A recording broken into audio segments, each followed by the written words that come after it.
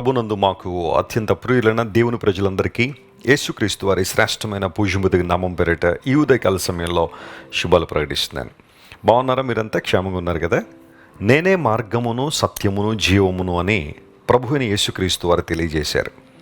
ప్రపంచంలో చాలామంది నిత్య జీవానికి మార్గం ఎవరు, మమ్మల్ని సత్యములోనికి నడిపించేవారు ఎవరు, మాకు జీవాన్ని ఇచ్చేవారు ఎవరు అని ప్రార్థిస్తూ ఉండగా మానవుడు చేస్తున్న ప్రతి ప్రార్థనకు అద్భుతమైన సమాధానంగా యేసు ప్రభు జీవితం మనకు కనబడుతుంది. ప్రపంచంలో ఎవ్వరూ పలకని మాట యేసు ప్రభు పలికారు, నేనే మార్గమును సత్యమును జీవమునని.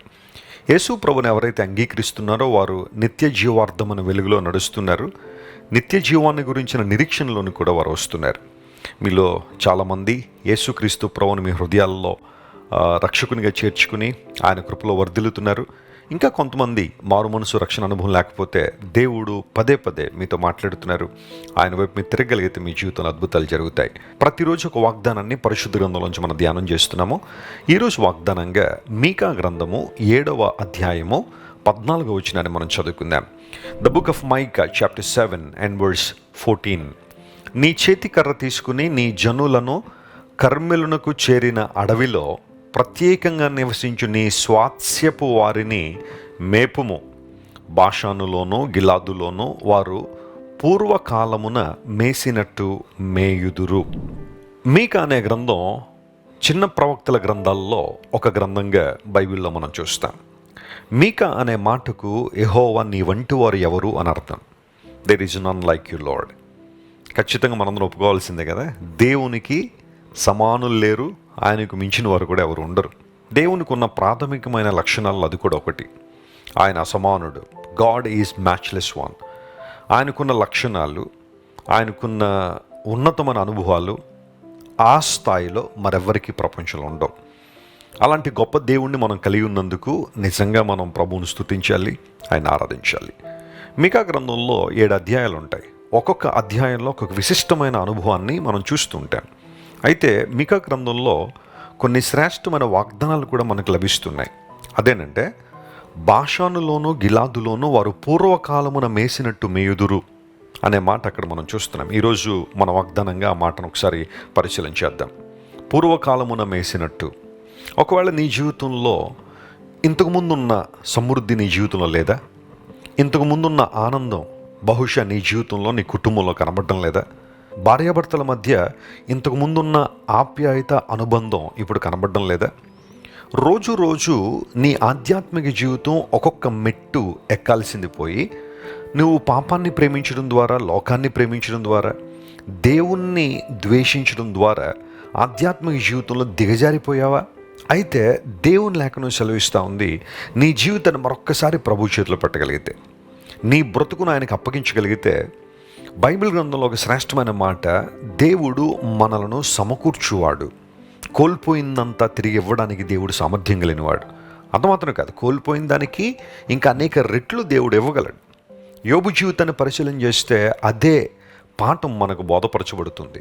యోబు అన్నీ కోల్పోయాడు, కానీ దేవుని యొక్క కృప ద్వారా మరలా యోబు సమస్తాన్ని కూడా తిరిగి పొందుకున్నట్టుగా మనం చూస్తున్నాం.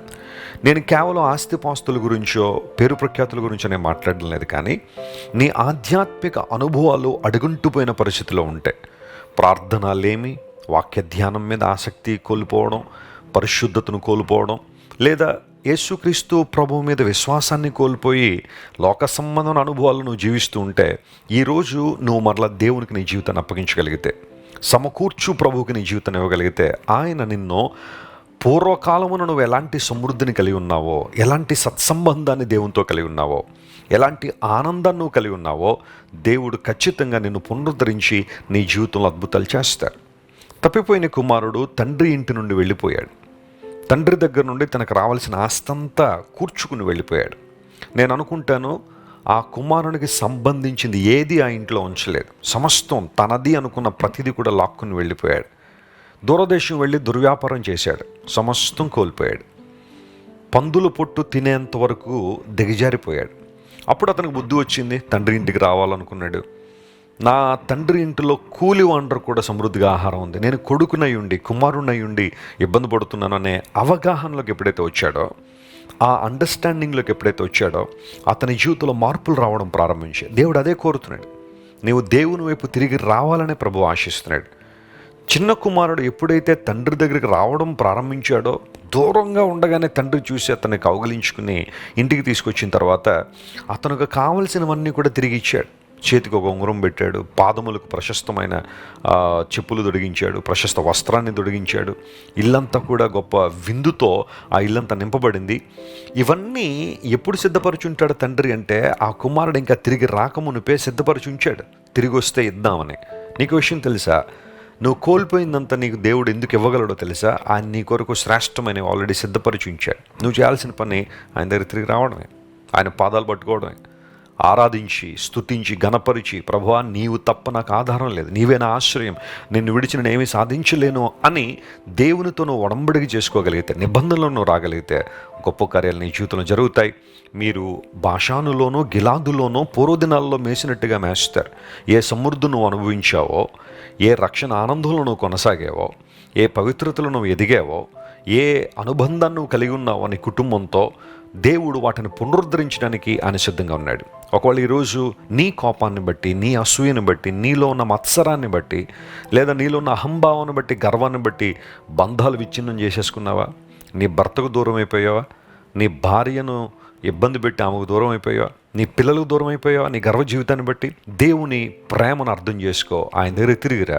నువ్వు పూర్వదినాన్న ఏ విధంగా సమృద్ధితో ఉన్నావో, ఏ ఆనందంతో ఉన్నావో, దేవుడు వాటిని పునరుద్ధరించడానికి ఆయన సిద్ధంగా ఉన్నాడు. కళ్ళు మూసుకొని ప్రార్థన చేసుకుందాం. ప్రేమగల తండ్రి, ఈరోజు మీరు మాకు ఇచ్చిన వాగ్దానాన్ని బట్టి నీకు స్తోత్రాలు. పూర్వదినాన మేము ఏ విధంగా సమృద్ధితో ఉన్నామో అలాంటి సమృద్ధిని మాకు మరలా సమకూరుస్తానని వాగ్దానం చేసిన దేవుడు, మమ్మల్ని లేవనెత్తడంలో, మమ్మల్ని వాడుకోవడంలో, మమ్మల్ని బలపరచడంలో నిన్ను మించిన వారు లేరు కనుక నీకు స్తోత్రాలయ్యా. ఈరోజు ఈ వాగ్దాన సందేశాన్ని మా ప్రియులు ఏ ఏ ప్రాంతాల నుండి, ఏ ఏ రాష్ట్రాల నుంచి లేదా దేశాల నుండి చూస్తున్నారో ప్రతి ఒక్కరిని నీ ఆత్మశక్తి చేత నింపండి. పరిశుద్ధాత్మదేవ బలమైన నీ అభిషేకంతో ప్రతి ఒక్కరిని మీరే తాకండి నాయన, ఆశీర్వదించి నడిపించండి. ఎవరైతే అనారోగ్యంతో ఉన్నారో స్వస్థతనివ్వండి. విడుదల కోసం ప్రార్థిస్తున్న వారికి విడుదల దయచేయండి. బంధకాలు తెంచిన ఆయన నీ నామాన్ని మహింపరచుకునండి. ఘనత మహిమ నీకే చెల్లిస్తూ యేసుక్రీస్తు వారి శ్రేష్టమైన నామం పేరిట అడిగి వేడుకొనిచున్నాం తండ్రి. Amen, amen. God bless you dear friends. Have a wonderful day. Christ worship centre ఓ బలమైన సంఘ ఉజ్జీవం. కొన్ని సంవత్సరాల క్రితం కేవలం ఇద్దరితో ప్రారంభించబడిన పరిచర్య నేడు ప్రపంచవ్యాప్తంగా లక్షలాది మందిని ప్రభావితం చేయుచున్నది. వాక్య సంబంధమైన ఉజ్జీవంలో, పరిశుద్ధాత్మ సంరక్షణలో కొనసాగాలనుకునే ప్రతి ఒక్కరికి మా ప్రేమపూర్వక ఆహ్వానాన్ని అందిస్తున్నాము. రండి, ఆత్మతో సత్యముతో ప్రభువైన యేసు క్రీస్తును ఆరాధిద్దాం.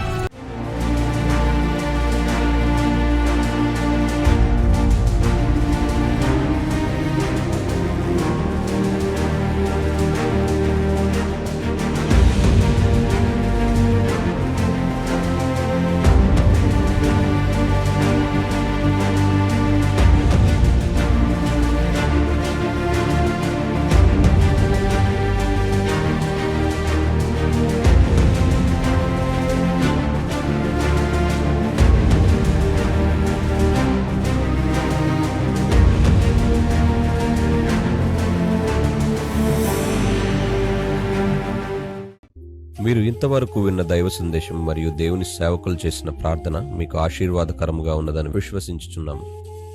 ఈ సందేశాన్ని మీ స్నేహితులకు, బంధువులకు షేర్ చేయండి.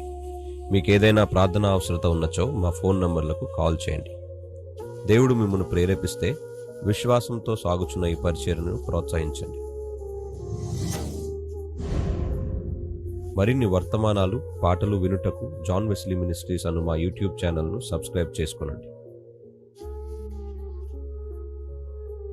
ప్రభువైన యేసుక్రీస్తు కృప మీకు తోడైండును గాక.